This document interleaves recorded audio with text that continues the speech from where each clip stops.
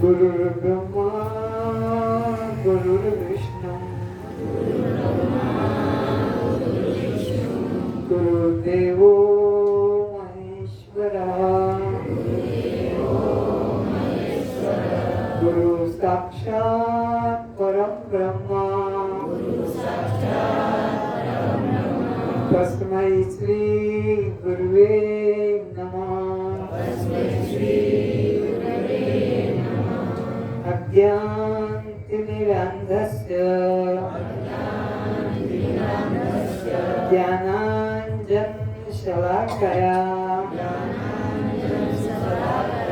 चक्षुरुन्मीलितं येन तस्मै श्री गुरुवे नमः। असतो मा सद्गमय तमसो मा ज्योतिर्गमय मृत्योर्मा अमृतं गमय।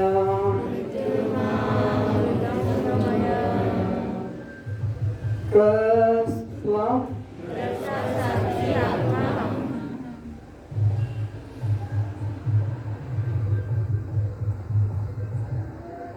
तो ये जन्म मरण किसको होता है? ये भूख प्यास किसको लगती है?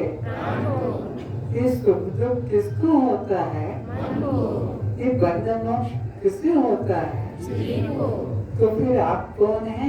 कस्त्वं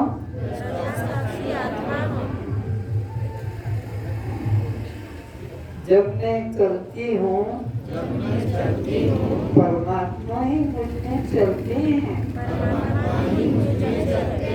जब मैं देखती हूँ परमात्मा ही मुझ में देखते हैं। जब मैं सुनती हूँ परमात्मा ही मुझ में सुनते हैं। जब मैं बोलती हूँ परमात्मा ही मुझ में बोलते हैं। जब मैं खाती हूँ परमात्मा ही मुझ में खाते हैं। चबाने वाला, चूसने वाला, चाटने वाला, पीने वाला, चारों प्रकार के अन्नों को परमात्मा ही मुझ में पीते हैं। परमात्मा ही चाटते हैं। परमात्मा ही खाते हैं। परमात्मा के बिना इस देह की कोई क्रिया नहीं हो रही है।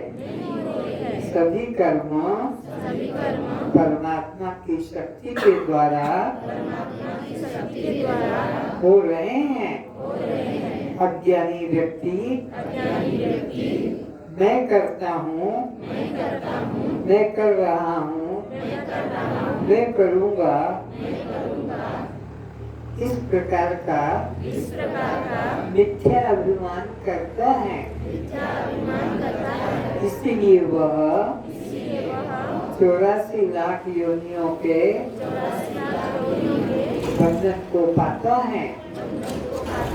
देह को नहीं मानने से आत्महत्या होता है। परमात्मा को चित्र मूर्ति मंदिर में मानने से ब्रह्मत्यारा होता है। सत्संग के माध्यम से इस जीवात्मा को 84 लाख योनियों के बंधन से मुक्त हो जाना चाहिए। ओम शांति शांति शांति।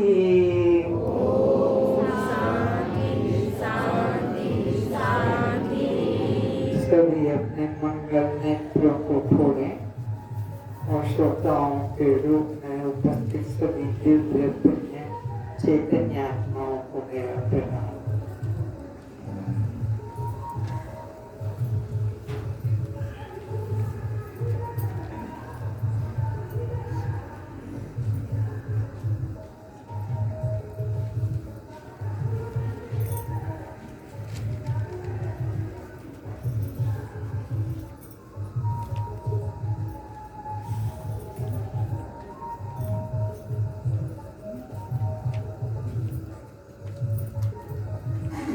इधर की जगह खाली है, इसे पूरा करो।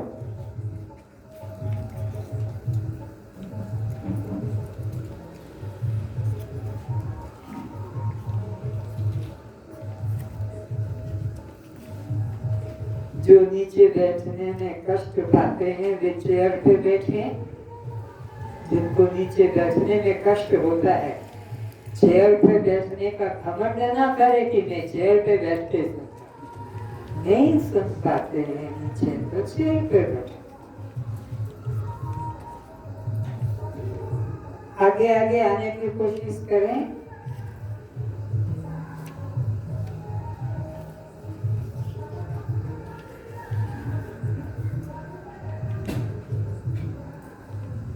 नीचे बैठने वाले इधर भी आ जाए, जगह खाली पड़ी है आगे।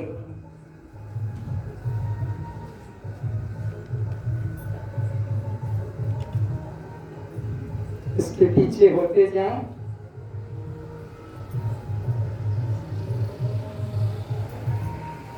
बस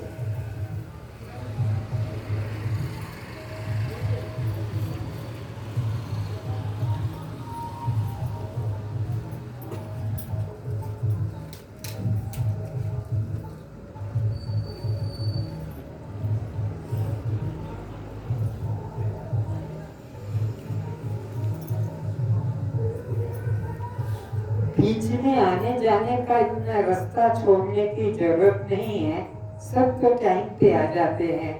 इसलिए थोड़ा चेयर को आगे आगे और करके चेयर को इतना पीछे क्यों दूर करते रखा है।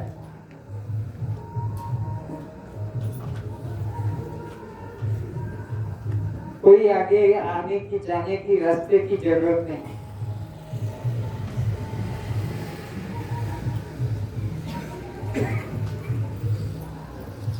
कोई किसी से छिपे नहीं, अपने आगे वाले को देखकर छिपाना नहीं। जिनको आना जाना है वो पीछे से करेंगे, आगे से कोई जगह नहीं आने जाने वालों।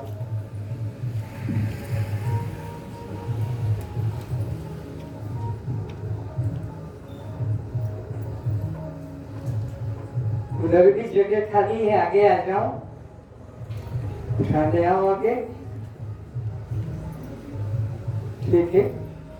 और मिनट ले आओ।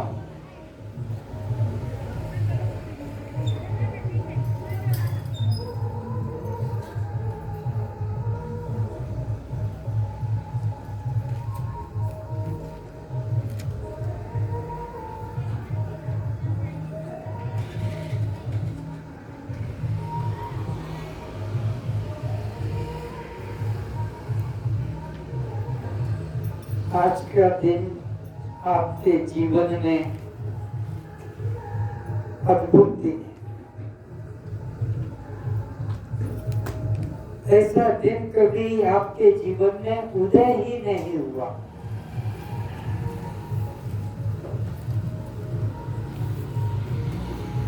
आज आप अपने स्थूल शरीर से 84 लाख योनियों के चक्र से मुक्त हो जाएंगे। एक भी बंधा नहीं रहेगा। शरीर रहते हुए आप 84 लाख योनियों के चक्र से मुक्त हो जाएंगे। इसलिए सब सावधान होकर एकाग्र होकर श्रवण करें। कोई भी वाक्य को खाली न निकल जाने दें।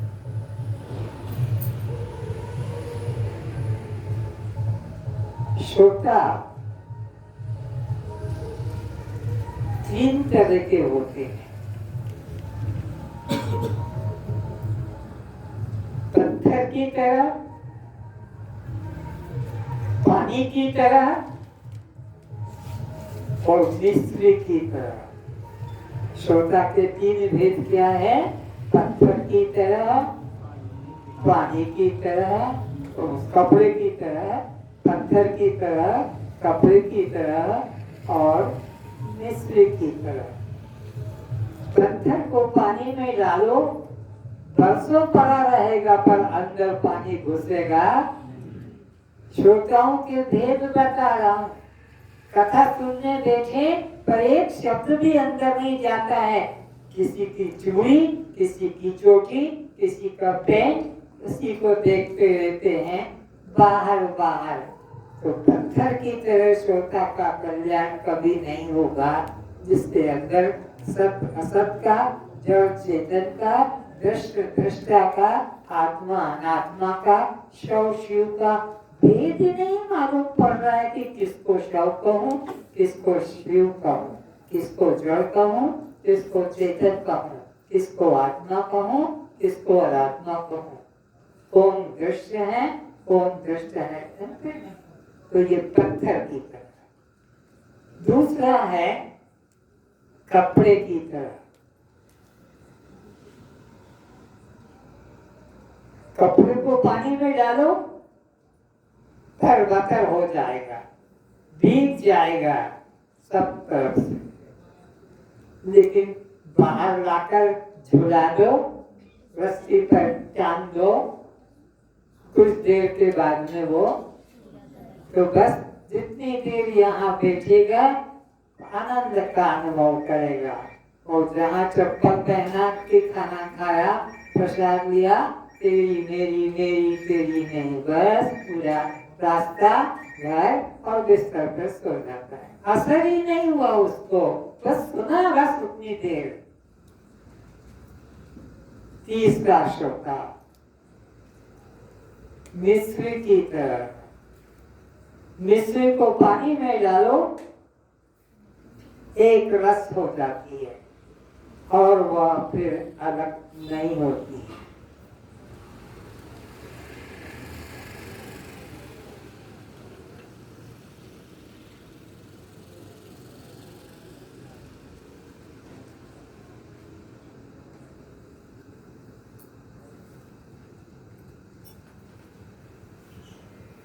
तो तीसरी श्रेणी का जो श्रोता है, जो मिस्र की तरह देह भाव से हटकर मैं दृष्टा हूं,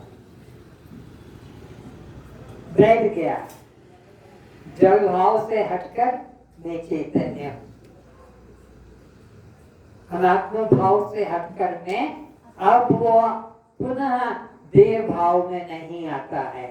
फिर जाति का अहंकार, नाम का अहंकार, संबंध का अहंकार, पद प्रतिष्ठा का अहंकार नहीं करता।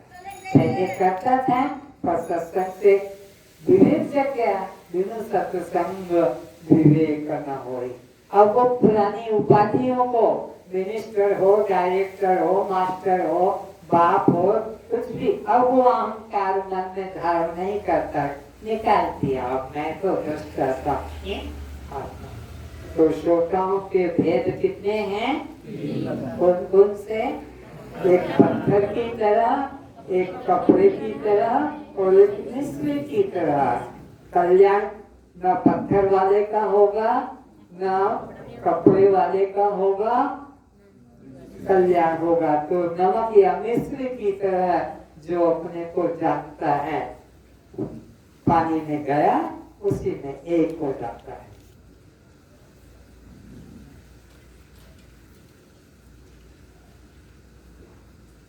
तो शिष्य तीन प्रकार के होते हैं, उत्तम, मध्यम, अधम। उत्तम शिष्य, मध्यम शिष्य और अधम शिष्य।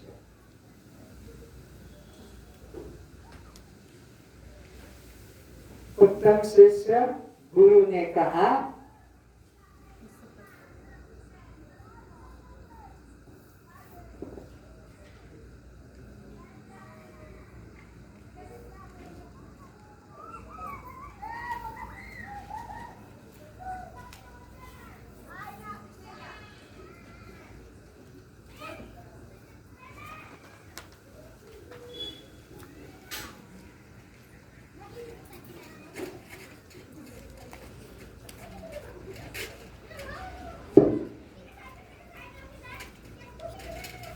तो उत्तम शिष्य का कल्याण होता है। जो गुरु ने कहा वैसा का वैसा उनके वचनों को अमृत की तरह पी जाता है। मध्यम वाला वो गुरु ने कहा उतनी देर तो हाँ किया, जन्म देह किसको कहते हैं? पूरे जड़ को। आत्मा को क्या कहेंगे? चेतन कहेंगे। भूख प्यास किसको? भूल दिया, देर नहीं लगी। सुख दुख किसको? बोलो, भूल दिया। क्योंकि अंदर तो मैं स्त्री हूँ, अंदर तो मैं पुरुष हूँ, अंदर तो मैं गोरा हूँ, काला हूँ, गोरी हूँ, काली हूँ, बूढ़ी हूँ, बूढ़ा हूँ, जवान हूँ, युवती हूँ। अंदर तो ये चमार बैठा हुआ घुसकर देह का अहंकार, तो अधम का कल्याण नहीं होगा। 3 शरीर हैं, स्थूल शरीर, नोट करो, सूक्ष्म शरीर और कारण शरीर। शरीरों के 3 भेद हैं। 84 लाख योनियों में ये भटकते रहते हैं। कौन कौन से भटकते हैं? ध्यान से सुनना। स्थूल शरीर का तो यही नाश हो जाता है, ये भटकता नहीं 84 में। 84 लाख योनियों में स्थूल शरीर नहीं भटकता है, सूक्ष्म शरीर भटकता है, जीवात्मा भटकता है। वो 84 लाख योनियों का चक्कर काटता रहता है।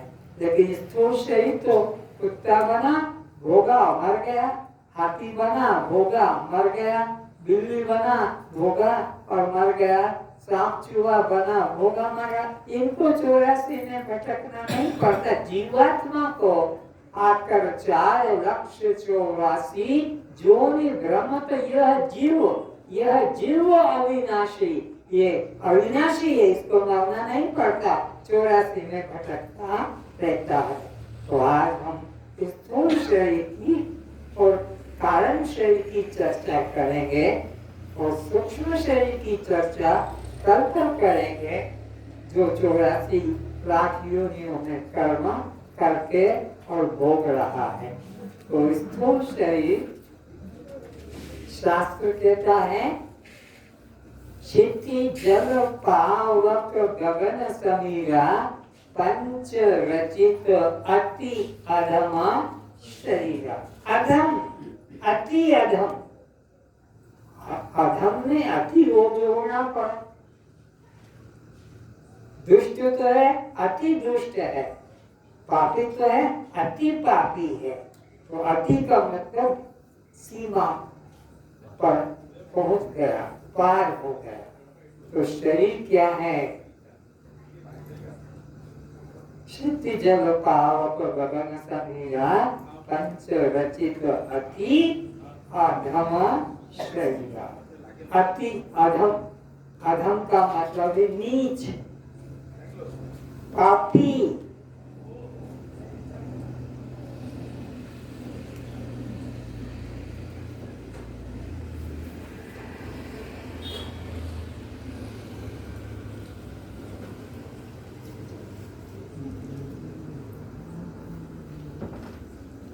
रजवीर कहता है पकड़, ये बोते में रखने के लिए थोड़ी दिया था। चलो ठीक है, प्याले में दिया था, अपने छोटा प्याला था ना, ठीक है, ये तो अलग।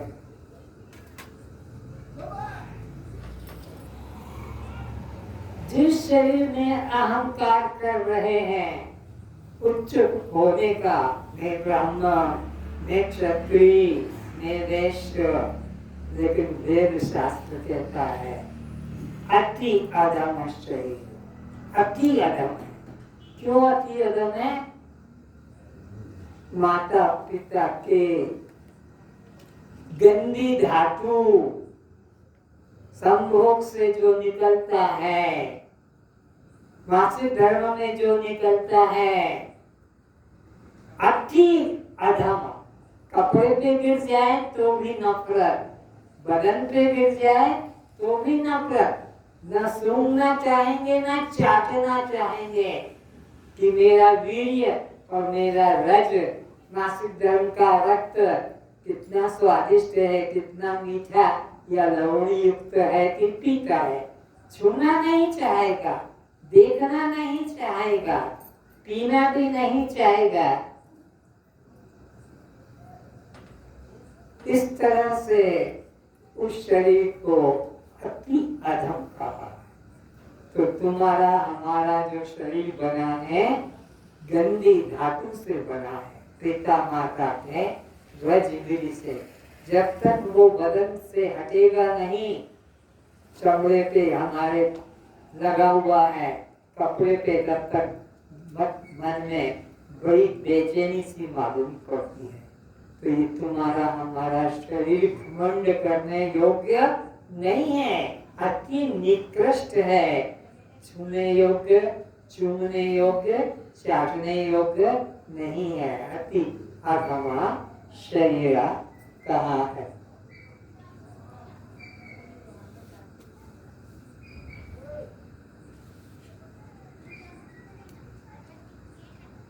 एक भेड़ चराने वाला दृष्टांतन, जो हमने अपने को देह कैसे मान लिया जबकि हम देह नहीं है।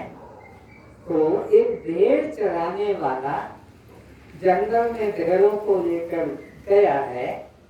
एक गुफा में एक छोटा सा बच्चा, जन्मजात बच्चा आज पैदा हुआ और उसकी माँ अपने आहार करने के लिए जंगल में गई है। बच्चा अकेला है, आज ही जन्म लिया है। उस भेड़ चराने वाले गडरिये ने बच्चे को अकेला देखकर उठाकर और ढक लिया अपने चादरे में और घर ले आया। 7 दिन तक घर में रखा, भेड़ों के साथ नहीं ले गया, 7 दिन तक घर में रखा। 8वें दिन भेड़ों के साथ उसको चरने के लिए उसी बकरी कहो, मेला कहो, उनके साथ ले गया। 7 दिन तक घर में क्यों रखा? क्योंकि मांसाहारी प्राणी का बच्चा है और मांसाहारी प्राणी के बच्चे की आंखें 7 दिन में खुलती है। तो 8वें दिन इसको जंगल में ले गया। अब इसकी अवस्था देखो, भेड़ें तो चारा खाती है, घास पत्ते खाती है, इसका तो प्रकृति घास पत्ते खाने का नहीं। तो कभी यह मांस ढूंढने इस भेड़ों के झुंड से दूर जाता है तो वो भेड़ चराने वाला झंडा दिखाकर भेड़ों के बीच में करता है। जब इधर जाता है तो उधर से भी मार खाकर बीच में चलता है। अब इसको तो पेट भरना है, भूख लगी तीव्र, क्या करे? तो जो सड़क पर चमड़े का टुकड़ा पड़ा था, जो मरा कोई मेढक पड़ा था, उसको खाकर अपना जीवन चला रहा था। इसको तो ताजा मांस खाने का प्रकृति है, लेकिन क्या करे, कमजोर हो गया। एक दिन जंगल में सिंह ने जोर से दहाड़ा तो सारी भेड़ें भागी, वो सिंह का बच्चा भी भागा। जंगल वाले सिंह को आश्चर्य हुआ कि भेड़ें भागे, ये तो स्वाभाविक है क्योंकि वो मेरा भोजन है, मैं उनको पकड़ कर खा जाता। लेकिन ये सिंह का बच्चा और ये क्यों भागा? इसको कोई जन्मजात संग दोष हो गया। जन्मजात, जन्म से ही ये भेड़ों के साथ है, जन्मजात मुझे के झुंड में रहता था। तो फिर उसने जोर से दहाड़ा तो इसके द्वारा दौड़ना नहीं हो पाया, तेजी से नहीं दौड़ पाया। क्यों? भूखा हो गया था, खाना नहीं खा रहा था, महीने हो गए थे। और कहा क्यों रे, तू क्यों भाग रहा है भेड़ों के साथ? बोले मैं और कल तुम्हारे राज्य में नहीं आऊंगा, माफ कर दो। उस जंगल वाले सिंह ने कहा तू तो खुद जंगल का राजा है, अपने को भेड़ क्यों मानता ना? मैं भेड़ हूँ, तुम सिंह हो, तेरा भ्रम है, चल मेरे साथ। नदी के किनारे, पोखरी के किनारे ले गया। देख, तेरा और मेरा शक्ल एक है, लगता तो एक जैसा है, एक है ना, एक जैसा। तेरा मेरा चमड़े का रंग देख ले, एक जैसा है।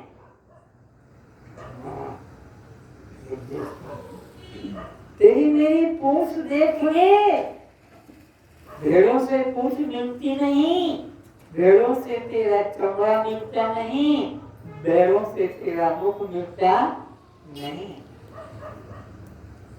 तो निश्चय कर कि मैं सिंह हूं।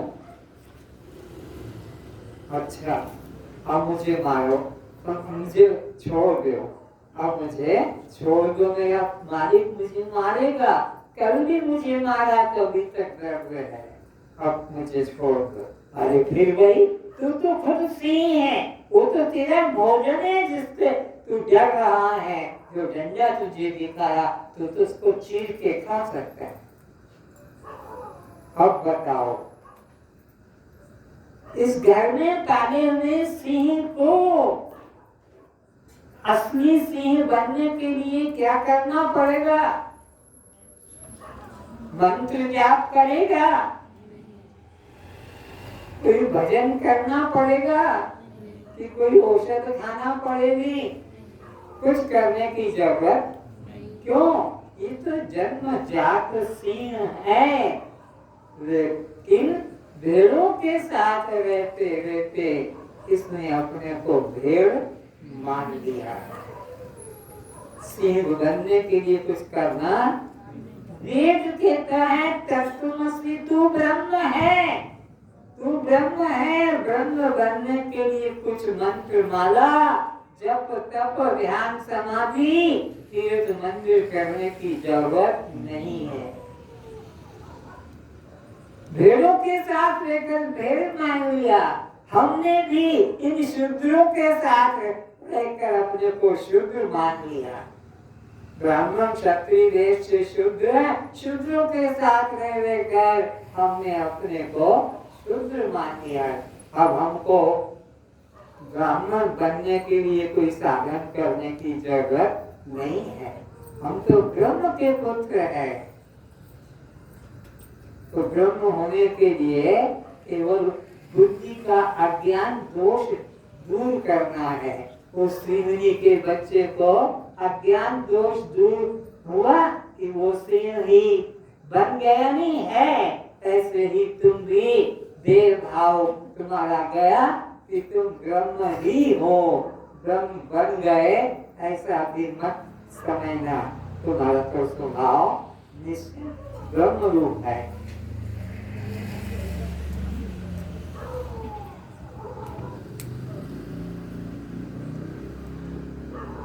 तो लक्षण मिला दिए, एकता हो गई। दांत से दांत, पूंछ से पूंछ, चमड़े से चमड़ा, मुख से मुख, और 7 दिन बाद आंखें खुलती है, ये निश्चित हो गया।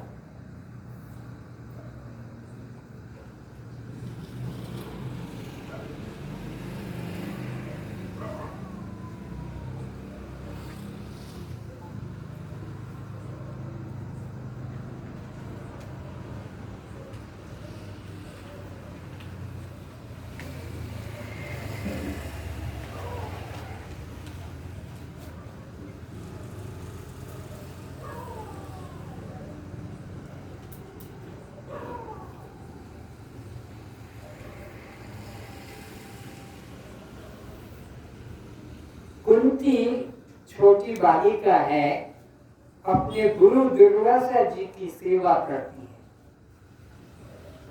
करती है।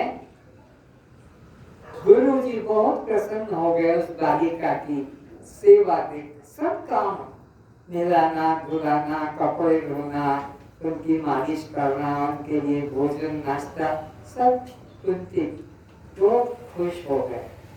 जब दुर्वासा जी कुंती के घर से दूसरे गांव जाने लगे तो कुंती प्रणाम कर रही है, क्योंकि गुरु जी जब जाते हैं तो प्रणाम करते हैं, शिष्य लोग आते हैं तो प्रणाम करते हैं शिष्य लोग। तो गुरु जी ने प्रसन्न होकर उसको एक मंत्र दे दिया,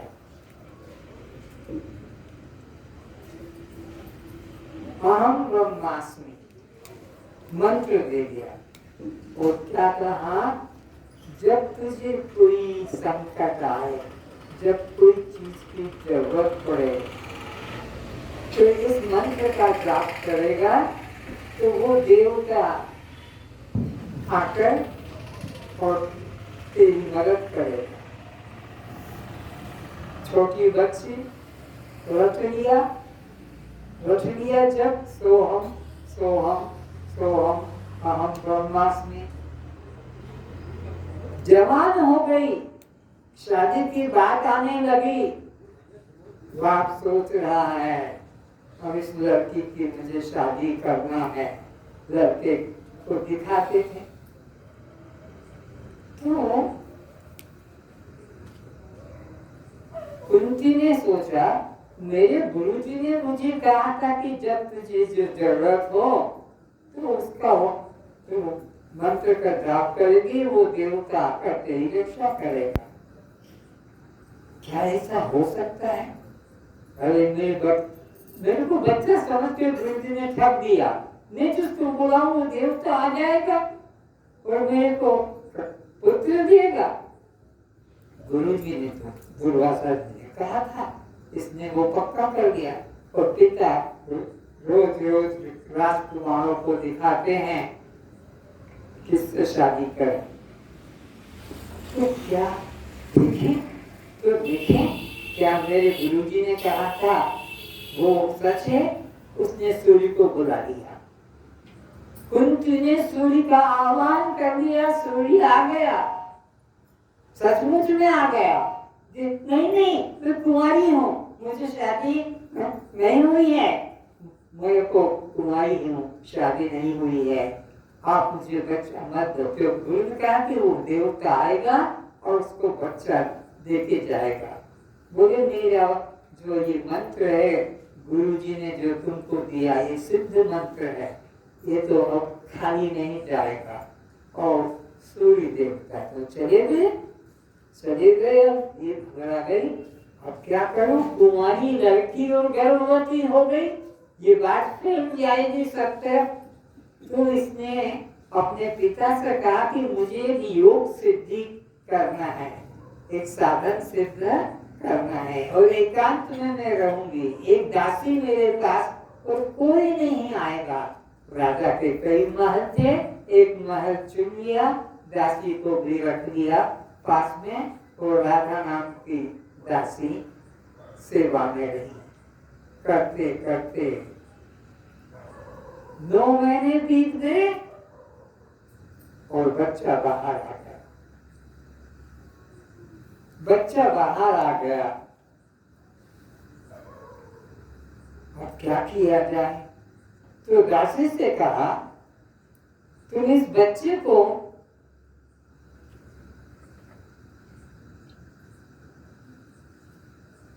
ये काठ की जो नौका है इसमें लेके नदी में इसको छोड़ दो और ऐसी जगह बहा देना कि कोई देखे नहीं। अपनी इज्जत बचाने के लिए कुंती ने राधा दासी को कहा, इस बच्चे को ले जाओ इस कठोरी में और ऐसा एकांत देखना कोई देखे नहीं और छोड़कर आना। और किस घर में ये रहेगा, कौन घर में इसको पाला जाएगा, ये चिन्ह उस मकान के ऊपर लगा देना ताकि मैं जाकर उस मकान को कभी पहचान सकूं। दासी गई, 5:30 बजे अंधेरा था और लेकर नदी में छोड़ दी और खुद थोड़ा दूर से चलती गई। नौका को तो छोड़ दिया, बच्चा तो जाने लगा, बहने लगा और खुद दूर से देख रही थी। वहां एक गरीब व्यक्ति सूद नहा रहा था। उसने देखा कि इतना सुंदर बच्चा, इतना छोटा, क्योंकि सूरज का प्रकाश हो गया था, तो उसके वो बच्चे को उठा लिया और देखा इतना सुंदर बच्चा। उसके घर में कोई बच्चा भी नहीं था। सोचा इसको मैं पालूंगा तो कितना मेरा जीवन सुखी हो जाएगा। तो वहां से उस बच्चे को गरीब व्यक्ति ने उठाया, सूद व्यक्ति ने, और घर में ले जाकर उसको रखा।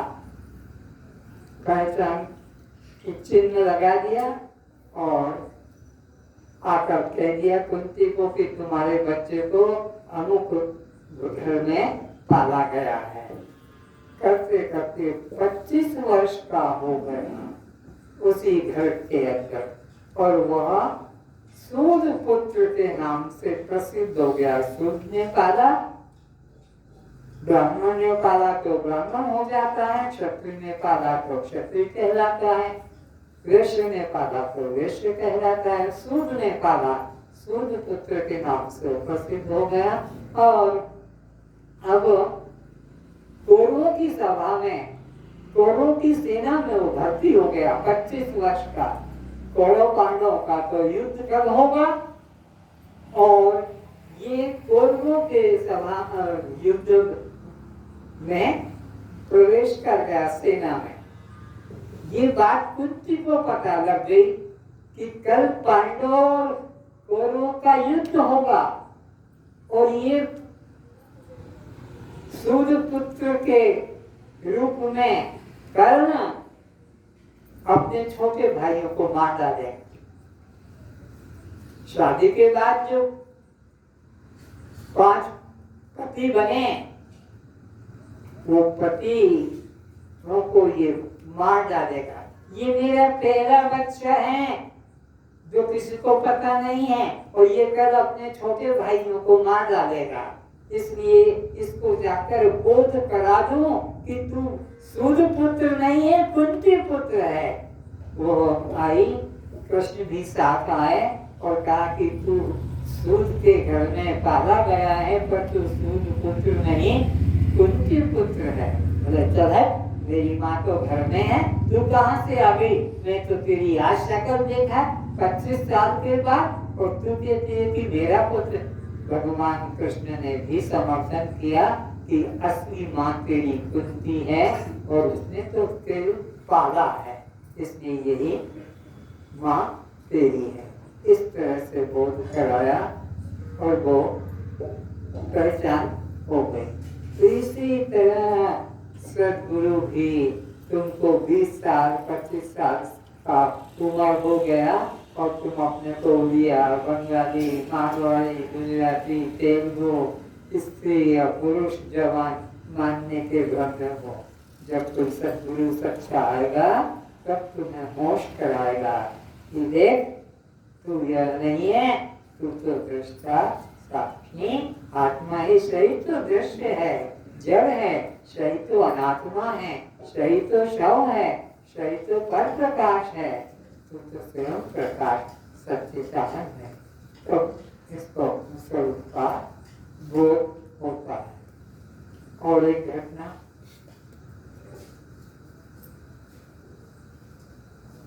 एक बच्चा माँ के पास सोया हुआ था, माँ काम करने में लग गई। बच्चा उठा नहीं, तो जाकर हिलाया तो भी उठा नहीं। अरे चिल्लाई आसपास वालों को, बचाओ बचाओ, मेरे बच्चे को क्या हो गया, उठ नहीं रहा है। लोगों ने कहा अरे उसको हिला दे। मैंने हिला के भी देख लिया, नहीं उठ रहा है। अच्छा ऐसा कैसे नींद आई? अरे अरे अब ये नहीं जगेगा, अब ये तो मर चुका। नहीं नहीं, ऐसा मत कहो, मेरे बच्चे को जगा दो। सोचा कि ये तो पागल हो जाएगी, तो कहा जाओ भगवान बुद्ध के पास, भगवान बुद्ध ने ऐसे कई बच्चों को जिंदा किया है, चली जाओ उनके सामने प्रार्थना करना, वो जिंदा कर देंगे। गई बच्चे को लेके, भगवान ध्यान में बैठे थे बुद्ध, और उनके सामने बच्चे को लेटा दिया और कहा कि प्रभु इसको जगा दीजिए। मुझे जगा दीजिए, तो उठा के यहाँ लेके गई। अरे ये तो हिलाने से जग जाता, ये नहीं जग रहा है। भगवान ने कहा ऐसी किसी चीज है, देखा, अरे अब ये नहीं जगेगा, ये तो प्राण निकल गए। इससे किससे निकल गए प्राण? प्रभु इसका तो आप जीवन दान करो। बोले अच्छा अच्छा, ऐसा काम कर, पास में गांव है, वहां से एक मुट्ठी राई का दाना लेके आना, मेरे को देना, मैं इस पैसे से उसार दूंगा, ये बच्चा जिंदा हो जाएगा। भागी, अरे रुक रुक, बात सुन ले, उस घर से दाना लाना राई का जिस घर में कोई मरा न हो। बोले उसी घर से लाऊंगी। और गांव में गई, मेरे बच्चे को जिंदा करना है, एक मुट्ठी राई दाना भेजा, थैली भरे हवा रखा है, ले जा, लिया। तुम्हारे घर कोई मरा तो नहीं? नहीं। 1 महीने के लिए मेरा पिता मर गया, तुम कहा नहीं छो, लेना नहीं, मेरे को आगे ले लो। दूसरे घर मेरे को बच्चा जिंदा करना है, एक मुट्ठी राई दाना दे, भेजा। गाड़ी भर के अभी आया है खेत से। तुम्हारे घर कोई मरा तो नहीं? 2 महीने पहले मेरी माँ मर गई थी, नहीं छोड़। तीसरे घर, एक एक घर गांव का जाकर राई का दाना मांगा, राई का दाना सब घर से मिल गया, क्योंकि राई तो सब घर में सौंफ पकाने में काम आती है, अचार बनने में भी काम आती है।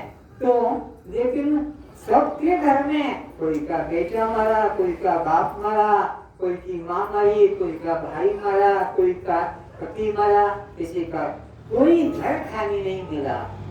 जाकर भगवान बुद्ध के सामने लेट गई और कहने लगी, प्रभु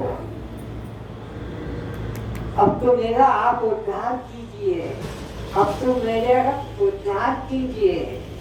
अब मेरे कोई बच्चे के लिए चिंता नहीं है, क्योंकि जो जन्मा है वो एक दिन अवश्य सारे गांव के घर घर में मैंने पता कर लिया, एक घर भी ऐसा नहीं मिला जिस घर में कोई को मौत न छू पाई हो, सब घर में मौत है।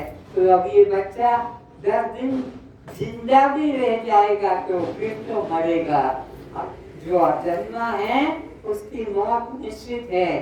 बर्थडे जो मनाते हो पागलों की तरह, ये तुम्हारी मृत्यु की सूचना है कि इतने वर्ष तुम अपनी निश्चित आयु में से उपयोग कर चुके हो, भोग चुके हो।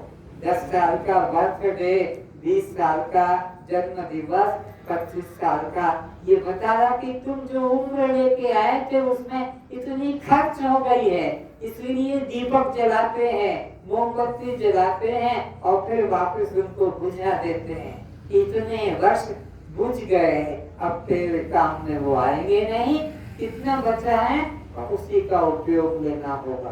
तो इस तरह से वह भगवान बुद्ध से प्रार्थना करती है और भगवान बुद्ध ने उसको आत्मा का अनुभव कराया और वो इस तरह से मुक्त हुई।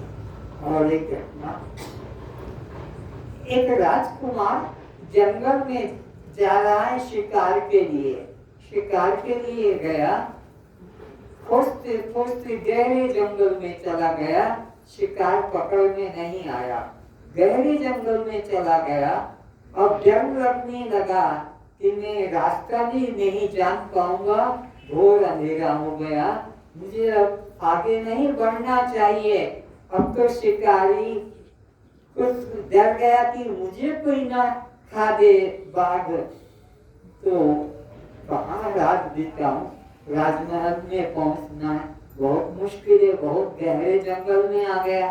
फिर दीपक जल रहा था, एक सन्यासी के आश्रम में पहुंचा और कहा कि मैं रात तुम्हारे आश्रम में रहूंगा। सन्यासी ने पूछा तू कौन है, कहाँ से आया, क्यों आया है यहाँ पर? तो बताया मैं जितेंद्री नगर से आया हूँ और शिकार के लिए, लेकिन मेरे को शिकार नहीं मिला और अब अंधेरा ज्यादा हो गया, लंबा रास्ता हो गया, अब मैं लौट नहीं पाऊंगा, रात विश्राम करके सुबह चला जाऊं। बोले भाई मैं तेरे को कैसे रखूं, रात को मेरा सामान लेके तू चला जाए? बोले मैं राजकुमार हूँ। कहाँ का? जितेंद्री नगर का। अच्छा तेरा नाम क्या है? जितेंद्रिय। क्या नाम? जितेंद्रिय। कहाँ से आया? जितेंद्रिय नगर से। तेरा पिता है? हाँ। क्या नाम है? जितेंद्रिय। तेरी माँ है? क्या नाम है? जितेंद्रिय। तेरा माँ भी है, पत्नी है? हाँ है। क्या नाम है? जितेंद्रिय। पुत्र है? हाँ। उसका नाम क्या है? जितेंद्रिय। सन्यासी ने उसको खाने को दिया और सुला दिया कि सुबह मैं इसकी परीक्षा दूंगा।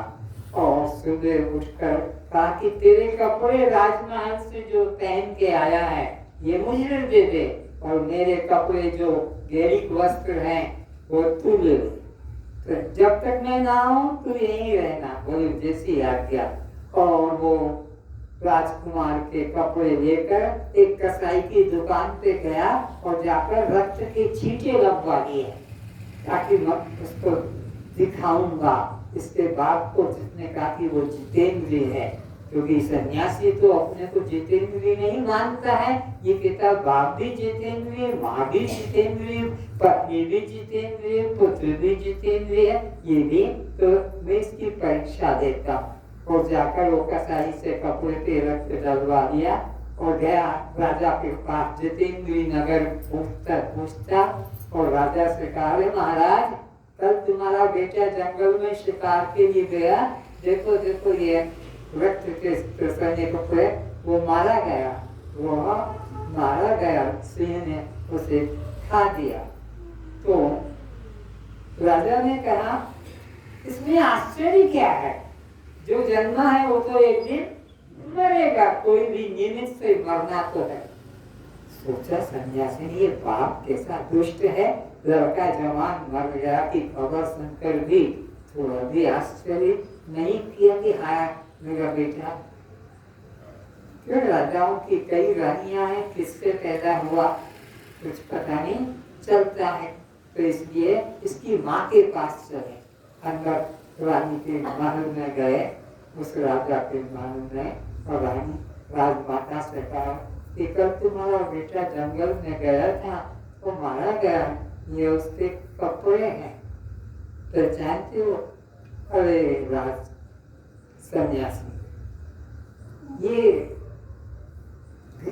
जीवन जो है हॉस्पिटल का जंगल वाला है, यहाँ एक आता है एक जाता है, कोई सदा नहीं रहता। रेलवे का कंपार्टमेंट है, लोग घुसते हैं, जिसका जहाँ गांव होता है ट्रेन रुकती है उतर जाता है। जिस तक वो यात्रा में है खूब खाना पीना हंसी मजाक बात करते हैं, पर जिसका जो गांव पर ट्रेन पहुंची वो उतर जाता है। तो इस तरह वो मुंबई की यात्री था, चला गया। एक दिन हमको भी जाना है, हमको भी यहाँ कहाँ रहना। सोचा ये माँ भी बड़ी दुष्टा है, इसको अपने बच्चे के मरने का थोड़ा भी दुख नहीं आया, चलो इसकी पत्नी के पास चलते हैं, वो क्या कहती है। पत्नी को जाकर कहा कि कल देवी तेरा आदमी जंगल में गया था शिकार के लिए, ये उसके कपड़े पहचानते हो? हाँ हाँ मैंने ही तो निकाल कर दिए थे, तो देख वो मारा गया। तो वो कहती है अरे सन्यासी, यह संसार जो है यह नदी का प्रवाह है, नदी का प्रवाह। वो निकल गया, अब हमको भी निकलना होगा। हम कहाँ सदा यहाँ रहने वाले हैं, ये संसार तो नहीं का चाहे दुख है, पत्नी भी पति के मरने पर भी दुख नहीं आया। चलो इसके पति के पास और पुत्र के पास चलते हैं। वो पुत्र क्या कहता है, पुत्र को कहा तक तेरा बाप तक मारा गया और उसके ये कपड़े, वो बच्चा कहता है ओ सन्यासी, कई बार मैं उसका बाप बन चुका, किसके लिए अफसोस न। चाहे लड़का भी दुष्ट है, बाप के मारने से भी इसको कष्ट नहीं हुआ। इधर अर्जुन रो रहा है, भगवान से कह रहा है कि मेरे पुत्र को जिंदा कर दो, अभिमन्यु को। भगवान ने कहा कि बेटा अभिमन्यु मारा गया, वो तेरे को बाप नहीं मानेगा। ना ना, मेरे को बहुत प्यार करता है, आप उसे जिंदा कर दो। अरे देख मान ले, वो मर गया, तेरे को बाप नहीं मानेगा। नहीं मानेगा, अच्छा अगर वो तेरे को बाप मानेगा तो उसको मैं जिंदा छोड़ दूंगा। जिंदा करा, योग माया से भगवान खड़ा हो गया और ये बोला हाँ बेटा, बोले रुक जा, मेरे को छूना नहीं, तू मेरा बाप नहीं और मैं तेरा बेटा नहीं। अरे तेरी माँ रो रही है तेरे बिना, अर्जुन मोह जगा रहा है। अरे तेरी पत्नी चिल्ला रही है, बेहोश पड़ी है, तेरे बच्चे पापा पापा पुकार रहे हैं, लेकिन किसी की भी बात का उसने अपने अंदर अहंकार नहीं किया।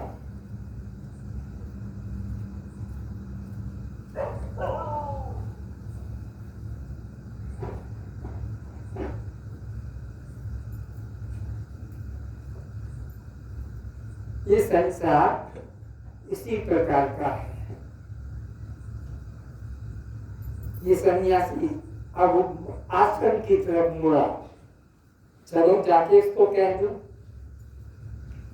कि जा जल्दी से, तेरा बाप तेरी माँ जितेंद्रिय राजा और जितेंद्रिय रानी माता तेरा इंतजार कर रही, जा, ताकि वो भाग के आएगा। गया अपने आश्रम में और देखा कि वो जितेंद्रिय राजकुमार सन्यासी के वेश में लेटा हुआ है। कहे बेटा उठ जल्दी से, तेरे कपड़े पहन ले, ये राजशाही कपड़े, और जा तेरा महल में। और वो महल के अंदर दूसरे राजा ने आक्रमण कर लिया है, तेरे पिता माता को बंदी कर लिया, जा जल्दी से। उसने कहा कि जब मेरे पिता माता को बंदी कर दिया, दूसरे राजा ने मेरे राज पर आक्रमण कर दिया, तो मैं वहां जाकर क्या करूंगा? यहाँ तो मैं ब्रह्मानंद में हूँ। मेरे को और अपने पिता के पास माता के पास जितेंद्रिय नगर में जाने की रुचि नहीं है। और वो सन्यासी उस के चरणों में गिर गया। जितेंद्रिय राजकुमार के कि तू सचमुच में जितेंद्रिय है, मैं तो कपड़े रंग कर बैठा था कि मैं जितेंद्रिय हूँ, लेकिन मैं जितेंद्रिय नहीं। मेरी तो आश्रम में आ सकती है, यहाँ की जमीन में आ सकती है, शिष्यों में आ सकती है, मैं सचमुच नहीं। ये संसार इस प्रकार से है, इसमें कोई मोह करेगा वह बंधन से छूट नहीं पाएगा।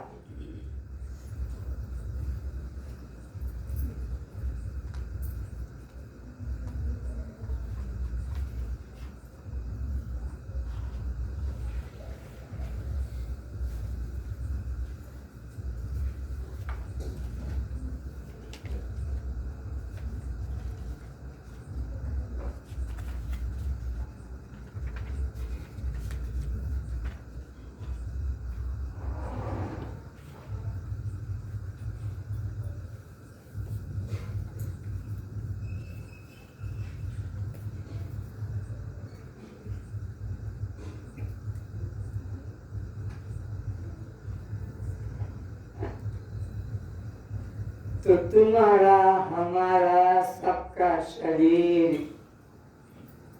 पंच महाभूतों के द्वारा निर्मित हुआ है। इसमें अहंकार मत करना, इसमें ममता मत करना, क्योंकि नियम है जिसको मेरा कहते हो मैं उससे अलग।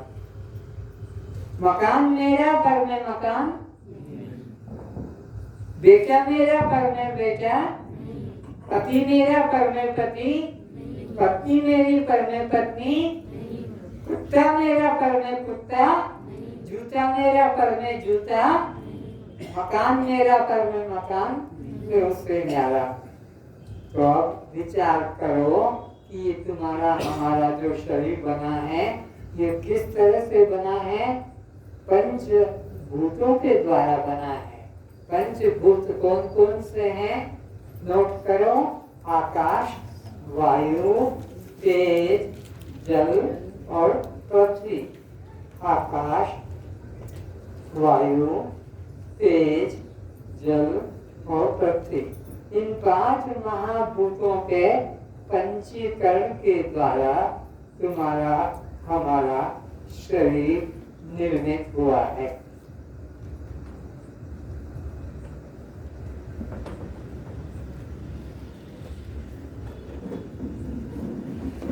और ये शरीर की अवस्था क्या है?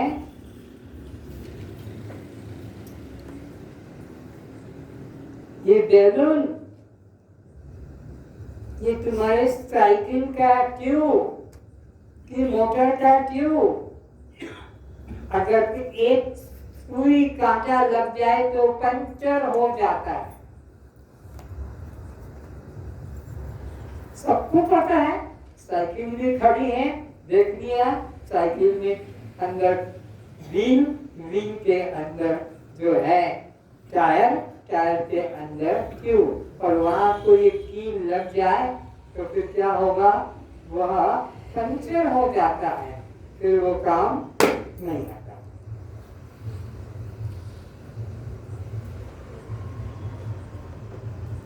एक कांटा लग गया, पंचर हो गया।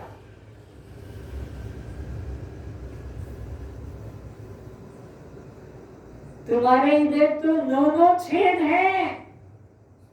2 छेद आंख के, 2 छेद नाक के, 2 छेद कान के, 1 छेद मुख का और 2 छेद नीचे के। 9 छेद हैं, फिर भी जिंदा है। यहाँ 1 छेद हो, अगर हो गया, 1 छेद हो गया तो जीवन समाप्त हो गया। इसी तरह विचारो कि तुम्हारे तो 9 छेद हैं। श्वास निकलने में क्या उसको ज्यादा जगह चाहिए? श्वास कोई लोहा का खंभा नहीं कि लकड़ी का डंडा नहीं, हवा का रूप है और निकल जाता, जैसे अभी बैलून में से निकल गया और समाप्त हो गया। तो तुम्हारा शरीर के अंदर तो 9 छेद है, इधर से भी निकल सकता है, इधर से भी निकल सकता है, मुख में भी निकल सकता है, नीचे के 2 द्वार है, रोज मल मूत्र निकलता है, फिर भी जिंदा है। ये परमात्मा का आश्चर्य देखो, फिर भी जिंदा है ये जीव। परमात्मा का ये आशीर्वाद है।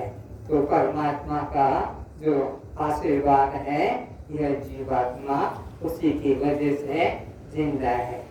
इसको कोई दूसरा मार नहीं सकता। परमात्मा ही का यह रूप जीवात्मा है। जीवो ब्रह्मण्यो ना पर, ये जीव ब्रह्म है, इसको कोई मार नहीं सकता। न शस्त्र काट सकता है, न अग्नि जला सकती है, न पानी भिगो सकता है, न पवन सुखा सकता है, न कोई शत्रु इसे नष्ट कर सकता है। वो मेरा स्वरूप है। तो ये तुम्हारा हमारा जो शरीर बना है, ये किसके द्वारा बना है? इस विज्ञान को अच्छी तरह से समझेंगे। इसके अंदर क्या क्या है? तो शास्त्र कहता है पिता माता के रजनीरी से निर्मित हुआ है। रजनीरी गंदी धातु वो कैसी है? पिता के शरीर का वीर्य है और यह लाल रंग का स्त्री के शरीर का रज है। रज और वीर्य दोनों का मिश्रण हो जाने से यह आपका हमारा शरीर निर्मित होता, ये भ्रूण तैयार हो जाता है पिता और माता के संबंध से, और 9 महीने गर्भ में रहता है। गर्भ में रहकर परिपक्व होता है, इंद्रियों से युक्त होता है, पैर ऊपर हो जाते हैं माँ के गर्भ में, और बच्चे का सर नीचे होता है, और मूत्र द्वार से ये बच्चा बाहर आ जाता है और उसका जीवन व्यवहार चलता है। तो इस प्रकार से यह शरीर को हम निभाता है।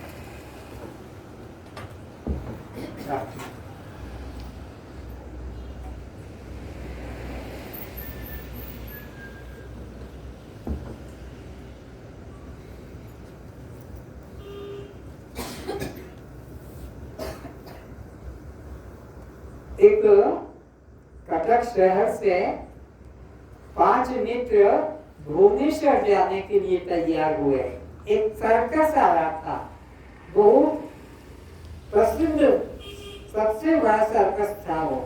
तो 5 मित्र चले सर्कस देखने के लिए, और अपने अपने घर से रास्ते के खाने का सामान भी रख लिया, क्योंकि शाम को 5-6 बजे पहुंचेंगे, दोपहर 2 बजे भूख लगेगी। तो 5 मित्रों ने 5 सामग्री अपने घर से लेकर खाने की चले, और चलते चलते आधे रास्ते पहुंच गए। समय हो गया, भूख लगी, तो कहा भाई यहाँ झाड़ है वट वृक्ष का, गहरी छां है और हैंडपंप भी लगा है, पानी की सहायता भी है, यहीं हम रुककर भोजन कर लेते हैं। 5 लोगों ने अपना साइकिल को रखकर और 5 का सामान को वहां से हटा दिया, और कहा कि पास में जो है पोखरी है, नहा लो, ताजा हो जाओ और अपना फिर भोजन करते हैं। तो 5 व्यक्तियों ने अपने अपने सामान को निकाला और अपने सामने रखा।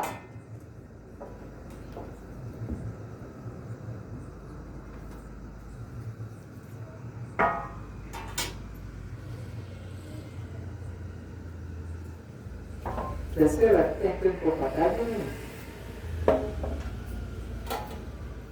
जल्दी मत करो। हलवा कहाँ है? ये हलवा है सफेद इडली, और वो उसमें क्या है? रखो इधर।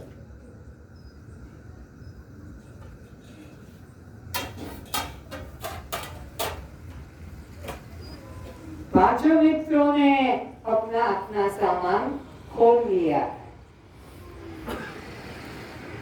चाकू कहाँ है?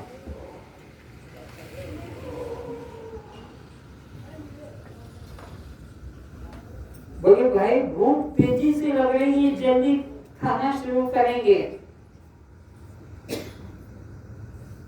तो एक दूसरे को देख, से कौन आई छे, से कौन आई छे, एक दूसरे को देख रहे हैं कि वो क्या लाया, वो क्या लाया। तो ये काम करते हैं, हम अपनी अपनी सामग्री के 2 भाग कर लेते हैं। तो ढोकले वाले ने ढोकले के 2 भाग कर दिए। जल्दी मत करना। तो हलवे वाले ने हलवे के 2 भाग कर दिए।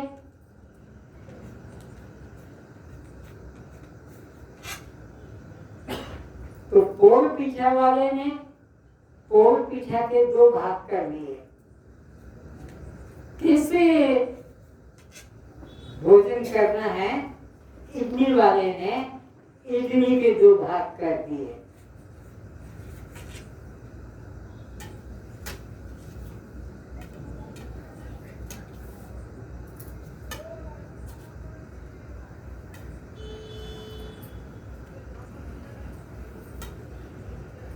और केक वाले ने केक के 2 भाग कर दिए।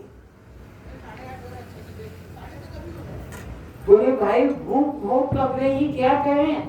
बोले एक काम और करो, अपने लिए अपना ढोकला अलग रख लो, अपने लिए हलवा अलग रख लो, अपने लिए पोर पिठा अलग रख लो, अपने लिए इडली अलग रख लो और अपने लिए केक भी। अब वो जो आधा बचा है उसकी 4 भाग कर लो। अपने लिए आधा आधा रख लिया, अब अपने पास में जो आधा बचा उस ढोकला के 4 भाग कर लो। क्यों कर लो? अपने साथियों को देने के लिए। हलवा आधा अपने लिए रख लिया, आधे के 4 भाग अपने साथियों के लिए कर लिए। इसी प्रकार पोर पिठा के आधा अपने लिए रखकर आधे के 4 भाग कर लिए। और अब इडली वाले ने अपने लिए आधा इडली का हिस्सा रखकर आधे इडली के 4 भाग बना दिए। और केक वाले ने भी अपने लिए आधा रखकर आधे के 4 भाग बना दिए। बनाने वालों को भी धन्यवाद, बहुत सुंदर बना के रखा है। बोला आप क्या करें? बस एक काम और करो, अपने लिए तो आधा रखा है, हाँ अपने लिए तो आधा रखा है, हाँ अपने लिए तो आधा रखा है। बोले हाँ अपने लिए आधा रखा है, हाँ तो अब वो क्या करो, तो आधा जो बचा है उसके 4 टुकड़े अपने साथी को। तो इस केक वाले ने अपने केक को इडली वाले को दे दिया, अपने पोर पिठा वाले को एक दे दिया, एक दे दिया हलवे वाले को और एक दे दिया अपना यह ढोकले वाले। अब ये सोच रहा है इडली वाला कि मेरे मित्र ने मुझे जो खाने को दिया तो क्या मैं अकेला खाऊं? मैं अकेला नहीं, मैं भी अपने मित्र को देता हूँ। तो एक दे दिया उसने केक वाले को, एक दे दिया पोर पिठे वाले को, एक दे दिया हलवे वाले को और एक हिस्सा दे दिया ढोकले वाले। तो ये सोचता है पोर पिठा वाला कि मेरे 2 मित्र ने मुझको दे दिया तो मैं क्या अकेला खाऊं? मुझे भी अपना हिस्सा अपने मित्रों को देकर खाना है। तो एक हिस्सा दे दिया उसने केक वाले को, एक दे दिया इडली वाले को, एक दे दिया हलवे वाले को और एक हिस्सा दे दिया हलवे वाले ढोकले वाले को और एक जो दे दिया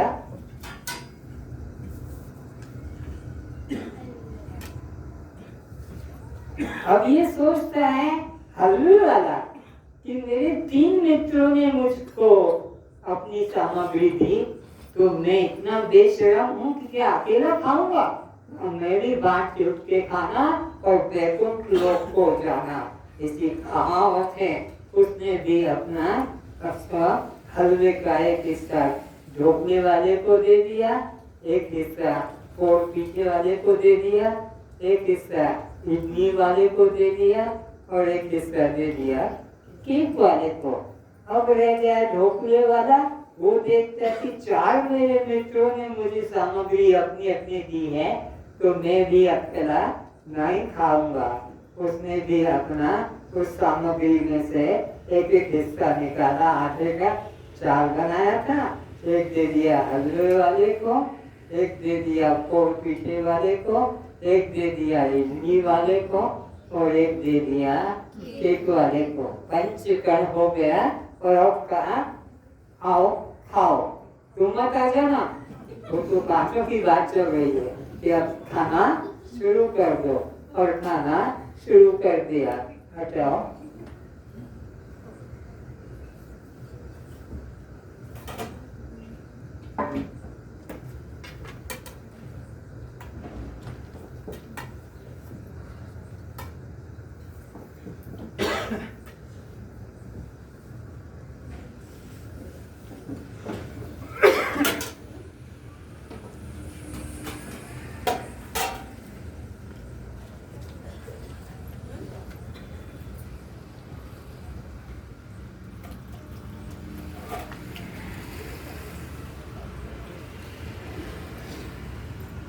धन्यवाद।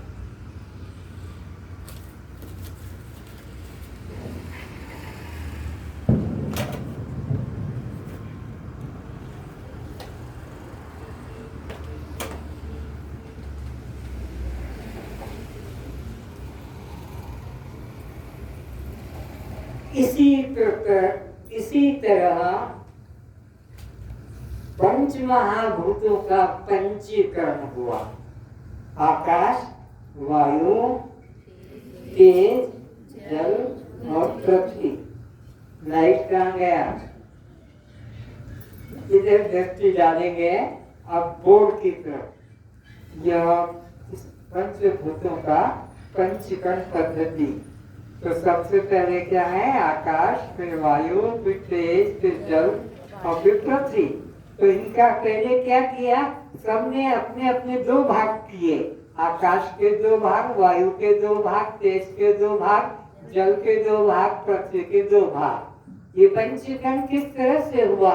तुम्हारा हमारा शरीर प्रकृति ने कैसे बनाया? फिर उस तीसरा सबने अपना अपना अलग, आकाश ने आधा भाग अलग रख दिया, वायु ने अपने लिए अलग रखा, तेज ने अपने लिए अलग रखा, जल ने अपने लिए आधा भाग अलग रखा और पृथ्वी ने भी आधा भाग अलग रखा। अब वो जो आधा भाग जो नीचे वाला था दूसरा, उसके चार भाग, आकाश के चार भाग आधे भाग के, वायु के आधे भाग के चार भाग और तेज के भी आधे भाग के चार भाग, जल के भी आधे भाग के चार भाग और पृथ्वी के भी आधे भाग के चार भाग। इस तरह से अब क्या किया? आपस में भूख लगी तेजी से, तो क्या? आकाश ने अपने लिए तो आधा रखा, आधे के चार भाग करके अपने वायु, तेज, जल और पृथ्वी को दिया। इसी प्रकार फिर वायु ने अपने लिए आधा रखकर और आकाश, तेज, जल और पृथ्वी को दिया। फिर तेज ने अपने लिए आधा रखकर आधे के चार भाग में आकाश को, वायु को, जल को, पृथ्वी को। फिर जल ने अपने लिए आधा रखकर आकाश, वायु, तेज और पृथ्वी को। फिर पृथ्वी ने अपने लिए आधा रखकर अपने साथी आकाश, वायु, तेज, जल। इस तरह से पांच महाभूतों के ये पंचीकरण का शरीर बन गया। इधर आ जाओ। अब इस चार से मतलब नहीं, अब ये पंचीकरण वाला शरीर यहाँ है। अब इसके अंदर हम देखेंगे पांचों का अलग अलग क्या क्या गुण धर्म बना है। तो पढ़कर बताना इधर का।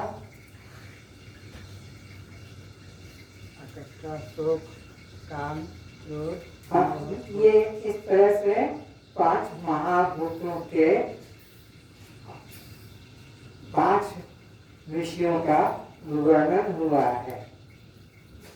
आकाश के पास में बना है शोक, काम, क्रोध, मोह, भय।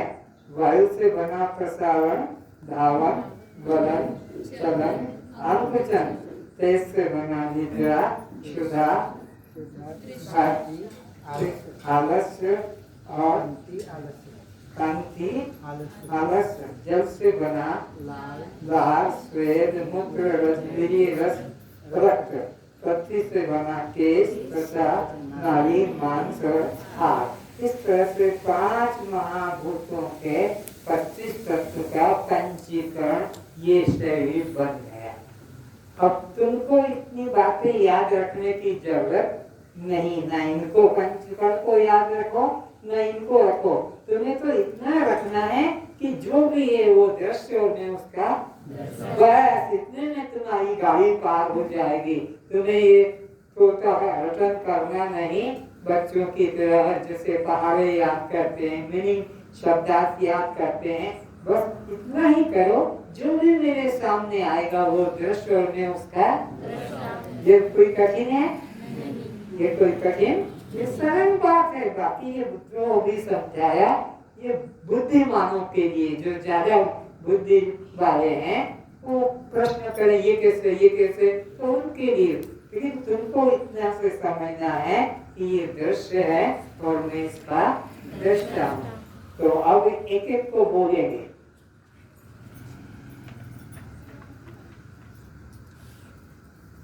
शोक में नहीं,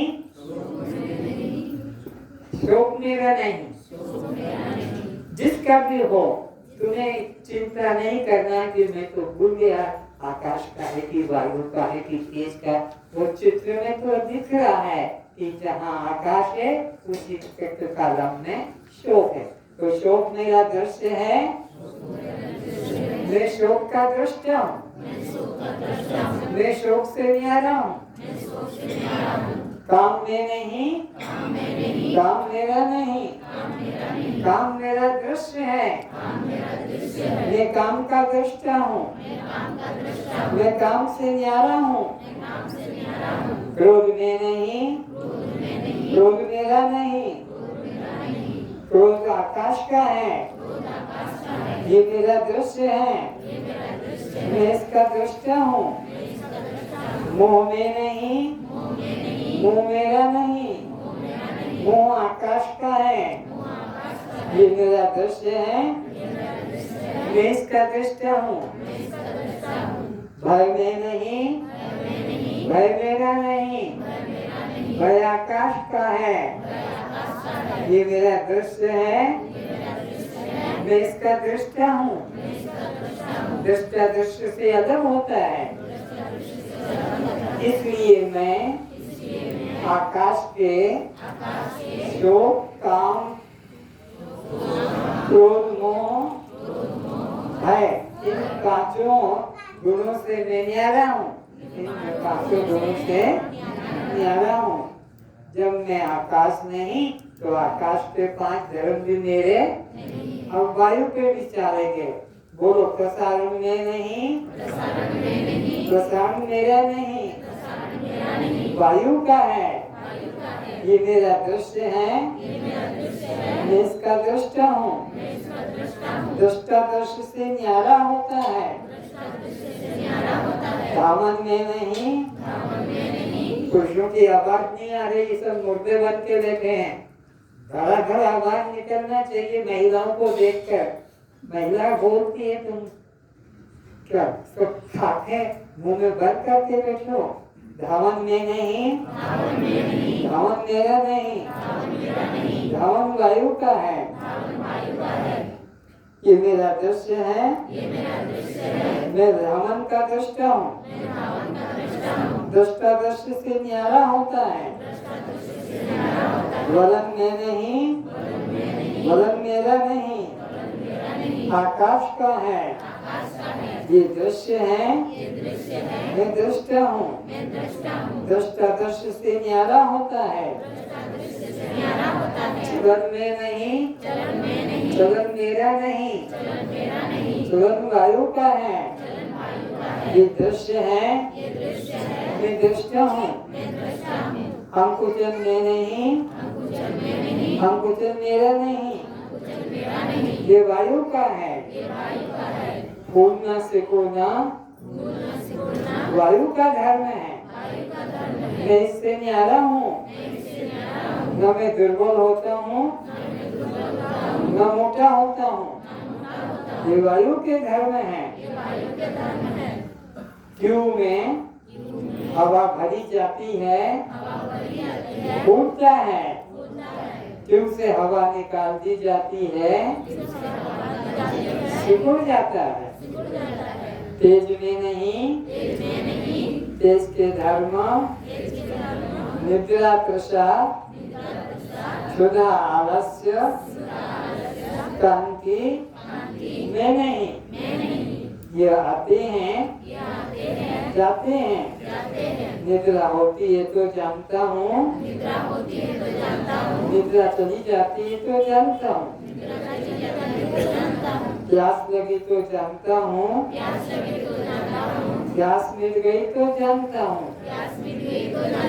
भूख में नहीं, भूख मेरी नहीं, तेज की है।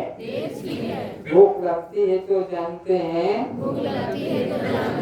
भूख मिटती है तो जानते हैं। भूख दृश्य है, मैं भूख का दृष्टा हूँ। कांति में नहीं, कांति मेरी नहीं, तेज की है, कांति बढ़ती है, जानते हैं बीमारी के कारण, चिंता के कारण, दुख के कारण, भय के कारण कांति चली जाती है, तो जानते हैं ये दृश्य है, मैं दृष्टा हूँ, आलस्य में नहीं, आलस्य मेरा नहीं, आलस्य तेज का है, ये दृश्य है, मैं दृष्टा हूँ। अब जल पर विचार करेंगे। जल के 5 तत्व कौन कौन से हैं? गाल, श्वेत, मूत्र, रजवीर्य, रक्त। इनका भी यही दृष्टादृष्ट का पृथक विवेक करेंगे। लाल में नहीं, लाल मेरी नहीं, लाल जल की है, ये मेरा दृश्य है, मैं इसका दृष्टा हूँ। लाल टपकती है तो जानता हूँ, ज्यादा टपकती है तो जानता हूँ, कम टपकती है तो जानता हूँ, नहीं टपकती है तो जानता हूँ। ये दृश्य है, मैं दृष्टा हूँ। स्वेद में नहीं, स्वेद मेरा नहीं, जल का है, स्वेद बढ़ता है, जानते हैं, स्वेद बढ़ता है, स्वेद के पसीने को। ये दृश्य है, मैं दृष्टा हूँ। मूत्र में नहीं, मूत्र मेरा नहीं, मूत्र जल का है, ये दृश्य है, मैं दृष्टा हूँ। ज्यादा मूत्र होता है, कम मूत्र होता है, नहीं होता है, मैं जानता हूँ। डॉक्टर से उपचार कराते हैं, रजवीर्य में नहीं, रजवीर्य मेरा नहीं, ये जल का है, ये दृश्य है, मैं दृष्टा हूँ। रजवीर्य होता है, संतान उत्पत्ति होती है, जानते हैं। रजवीर्य में कमी होने से, उपचार करने से फिर संतान होती है, जानते हैं। रक्त में नहीं, रक्त मेरा नहीं, जल का है, ये दृश्य है, मैं दृष्टा हूँ। दृष्टा दृश्य से सदा पृथक होता है। केश में नहीं, केश मेरा नहीं, केश पृथ्वी का है। बढ़ते हैं केश तो जानते हैं, घटते हैं केश तो जानते हैं, और अग्नि में जल जाते हैं तो जानते हैं। त्वचा में नहीं, त्वचा मेरी नहीं, ये गोरी काली, गोरी चमड़ी पृथ्वी की है, चलाने में पृथ्वी पर मिल जाती है। नाड़ी में नहीं, नाड़ी मेरी नहीं, पृथ्वी की है। नाड़ी की गति देखकर जीव के जीवन को पहचाना जाता है। मरे शरीर की नाड़ी बंद हो जाती है, उसे मुर्दा कहा जाता है। जिंदा की नाड़ी 1 मिनट में 50-60 भी चलती है। उसकी गति को डॉक्टर लोग पहचान कर रोगी का उपचार करते हैं। हाड़ में नहीं, हाड़ मेरा नहीं, हाड़ पृथ्वी का है, वो दृश्य है, मैं दृष्टा हूँ। इस तरह से पंच महाभूतों के 25 तत्वों का और मेरा दृष्टादृश्य संबंध है। 5 महाभूत के 25 तत्व मेरे दृश्य हैं और मैं इसका दृष्टा इससे न्यारा हूँ। देह का कोई धर्म, देह की कोई अवस्था मेरा धर्म नहीं है, मेरी अवस्था नहीं है। नोट करें 6 चीजें देह के 6 तरह। नाम लिखो, रूप, देह के नाम, देह के रूप, देह की जाति, देह का आश्रम,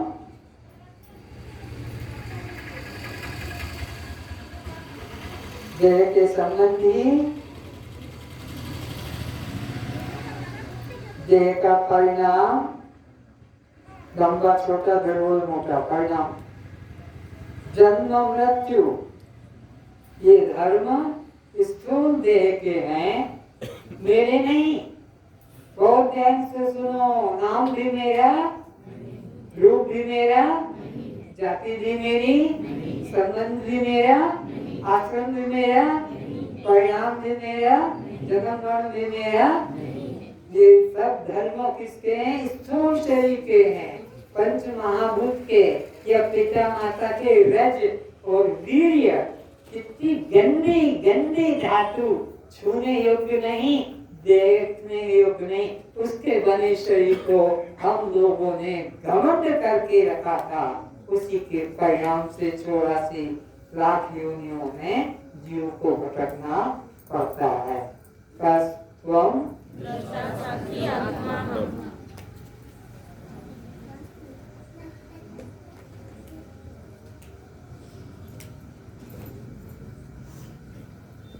ये जितने अंग पे रखे गए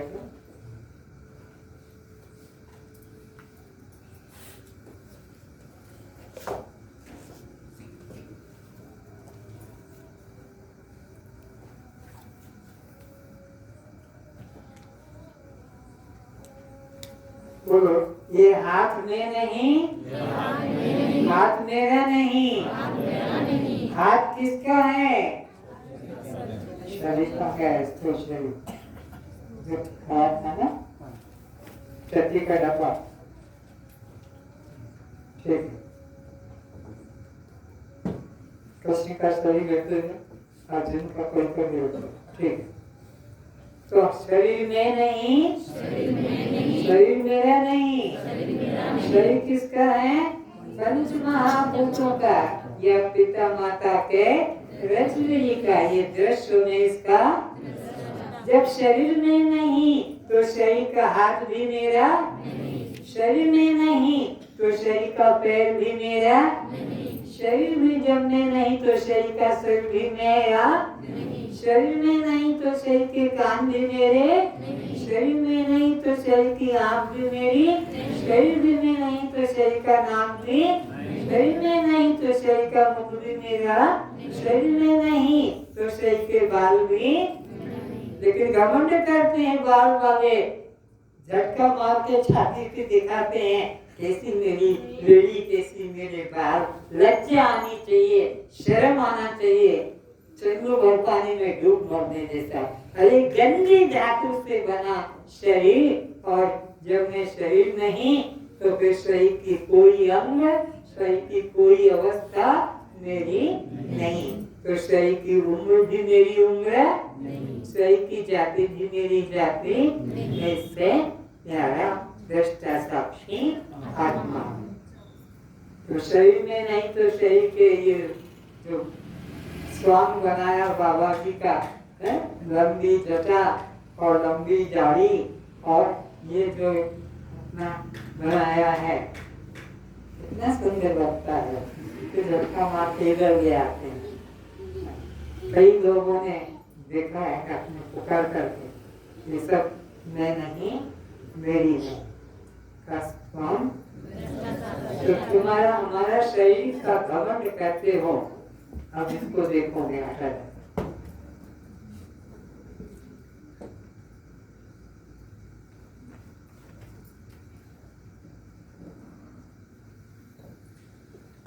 हम कट गई, हाथ कट गया, कई एक्सीडेंट हो जाते हैं, तब भी हम जिंदा रहते हैं।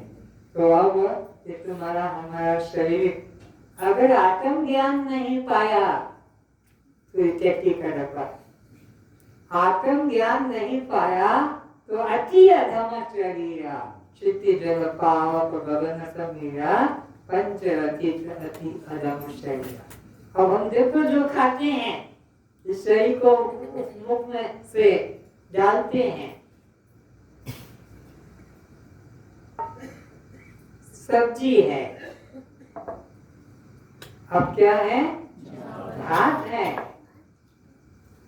अब क्या मुंह में पानी मत लेना, जलेबी लड्डू पेड़ा बर्फी है, फिर पानी ले आए। अभी क्या है? ये डाला है टिफिन कैरियर में से, अंदर से निकल कर आया है। कैसा स्वाद आ रहा है, कैसी सुगंध आ रही है। क्या है इसको बोलते हैं? चट्टी। ये चट्टी का डब्बा है।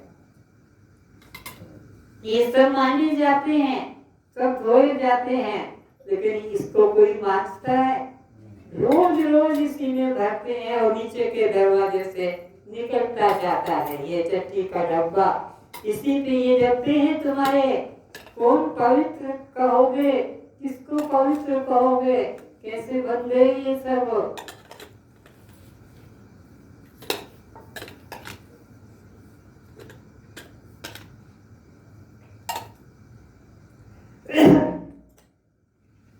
तो विचार करें कि तुम्हारा हमारा शरीर अगर आत्म ज्ञान प्राप्त नहीं किया तो टट्टी बनाने की मशीन है। समझ में आया? टट्टी बनाने की मशीन है। रसगुल्ला, पेड़ा, बर्फी, दूध, जो भी आम, अंगूर, दाल भात जो भी दो, वो सबको रोज सुबह तुम निकालते हो। तुम्हारी मशीन ने क्या बना दिया? उसको टट्टी बना दिया, और कुछ नहीं। तो आत्म ज्ञान पाने के लिए ही ये जीवन मिला है। श्वास पर विचार करते हैं। एक श्वास 4 सेकंड में होता है, 1 मिनट में 15, 1 घंटे में 900, 24 घंटे में 31,600। इस तरह से पूरे जीवन में 80 करोड़ श्वास अंदर बाहर होता है। इसी तरह ब्रह्मा के एक दिन में 100 वर्ष बीत जाते हैं। विष्णु का वो एक दिन है, विष्णु के ऐसे 100 वर्ष बीत जाते हैं। तब वो शंकर का एक दिन है, शंकर के ऐसे 100 वर्ष बीत जाते हैं। वो जीव का एक दिन है, और तुम्हारा एक दिन में यह सारा संसार होता है। ये संसार की अवस्था है। तो तुम अपने को क्या जानो कि मैं कौन हूँ, इसे इस दृष्टांत से समझोगे।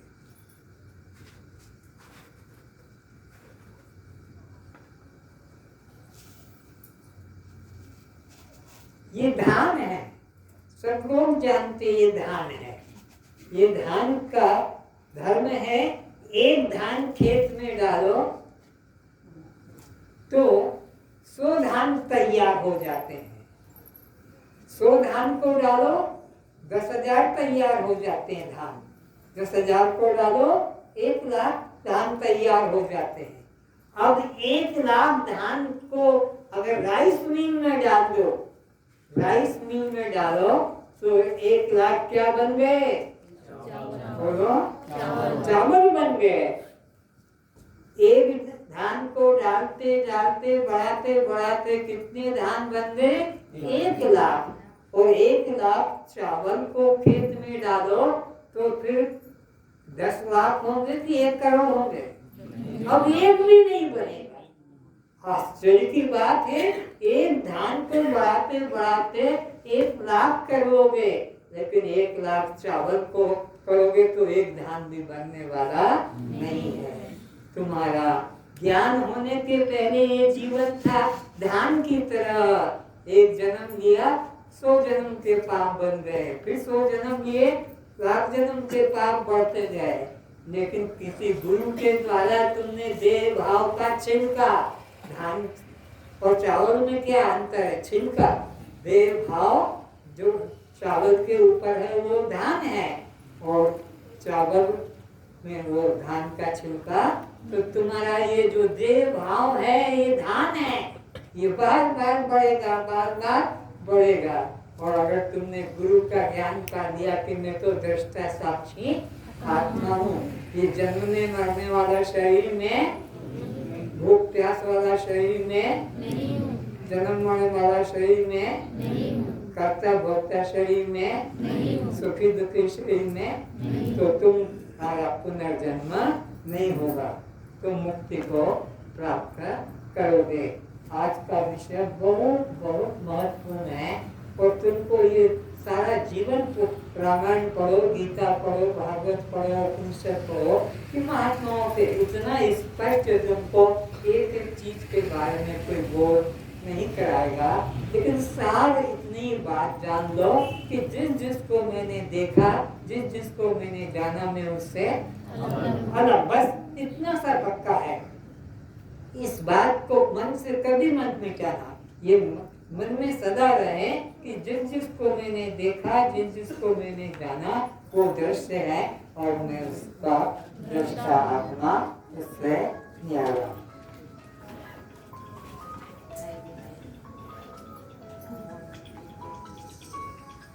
कल का विषय और महत्वपूर्ण होगा, वो सूक्ष्म शरीर का होगा। उस सूक्ष्म शरीर के अंदर 5 ज्ञानेंद्रियां हैं, 5 कर्मेंद्रियां हैं और 5 प्राण हैं। इसकी चर्चा कल ही करेंगे, लेकिन कल का विषय सूक्ष्म शरीर का। अब अज्ञान कारण शरीर का सुन लो, तीसरा शरीर है अज्ञान कारण शरीर। अज्ञान को कारण शरीर कहा।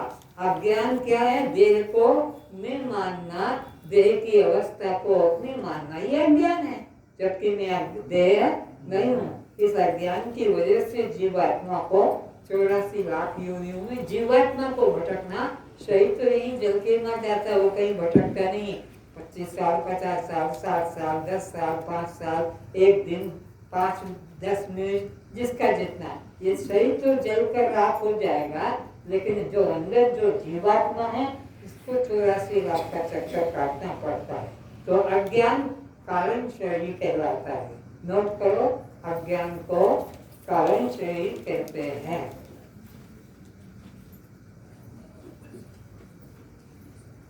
मैं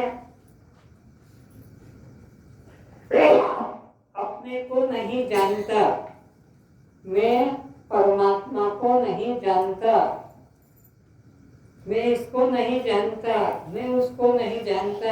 ये जो न जानना, यही अज्ञान कारण शरीर कहलाता है। मेरी मुझको कुछ खबर नहीं, यह अज्ञान कारण शरीर कहलाता है। अज्ञान को जानने वाला ज्ञान स्वरूप आत्मा तुम हो, इसे समझो। बाप कहता है मैं बाहर जा रहा हूं, मजदूर काम करने आएंगे, सब सामान को बाहर कर दो, अंदर कुछ ना रहे। 2 घंटे बाद बाप आता है, बेटे से पूछता है सब अंदर से बाहर कर दिया? हाँ पिताजी, देखो कुछ अंदर है, बाकी तो नहीं है, मैं बाहर से दरवाजा बंद करके जा रहा हूँ। अरे नहीं पिताजी, मैं तो हूँ। तूने तो कहा अंदर कुछ भी नहीं है, तो कुछ भी नहीं को जानने वाला कुछ तो है। तो मैं आत्मा को नहीं जानता, मैं परमात्मा को नहीं, मैं जीव को नहीं जानता, मैं इसको उसको, तो न जानने वाला कोई एक जानने वाला, न जानने को जानने वाला कोई एक जानने वाला जरूर होगा, नहीं तो वो भी नहीं कह सकता। तो जो अज्ञान है वह कारण शरीर है और उसको जानने वाला चेतनात्मा मैं स्वयं हूँ, ऐसा अपने लिए निश्चय करना है।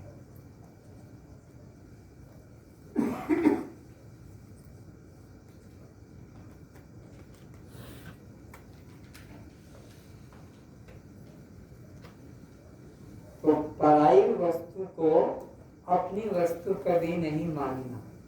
ये शरीर पराई वस्तु है। क्यों पराई? आकाश, वायु, तेज, जल और पृथ्वी ये मुझसे अलग है, पर है। तो पराई वस्तु से बना शरीर को हमने अपना किया, ये आत्महत्या है। ये आत्महत्या हो गई, क्योंकि पराई वस्तु से बने शरीर को और तुमने कह दिया कि स्त्री शरीर में हूँ कि पुरुष शरीर में हूँ। कभी अहंकार मत करना। इस तरह से ये शरीर पराया है। तो धर्म भी इंद्रियों के है। आँख का धर्म, कान का धर्म, त्वचा का धर्म, जिह्वा का धर्म, ये सब इंद्रियों के धर्म है। और तुमने क्या किया? मैं देखता हूँ, मैं सुनता हूँ, मैं बोलता हूँ, मैं चखता हूँ, मैं सुनता हूँ। पर धर्मो भयावह, गीता में कहा अर्जुन, पर धर्मो भयावह। इसलिए क्या करो? पर धर्म मत करो, स्वधर्म करो। स्वनाम आत्मा का, मैं आत्मा हूँ, मैं दृष्टा हूँ, मैं साक्षी हूँ। स्वधर्म में निश्चयम, इससे कल्याण। पर धर्मो भयावह, स्वधर्म में निश्चयम मुक्ति। स्वधर्म में अहंकार से मुक्ति है। कस्त्वम आत्मा हम। तो तुम देह के धर्म को कभी अपना धर्म, 5 कर्मेंद्रिय है। वाणी का काम है बोलना, और तुम क्या कहते हो? मैं बोलता हूँ।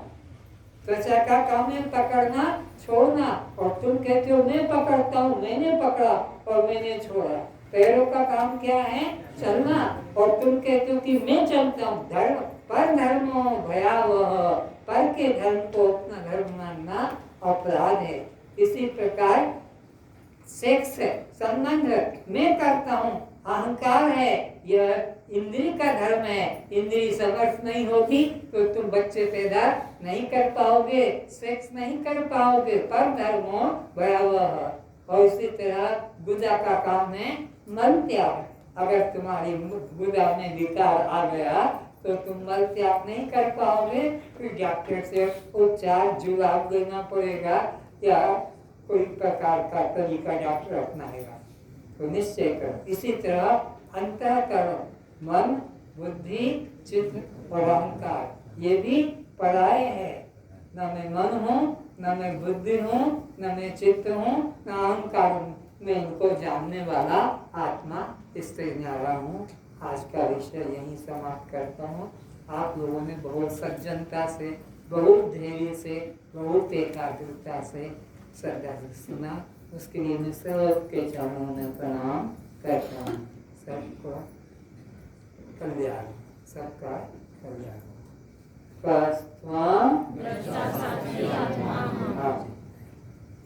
जो कुछ भूल हो गई हो, समझाने में जो कुछ भी आपको खराब लगा होगा कि स्त्री पुरुषों के बीच में ऐसी गंदी गंदी बातें कर रहे हैं ब्रजवीर की, लेकिन ये वास्तविकता है। वेद उपनिषद के अंदर से ही निकाल कर बताया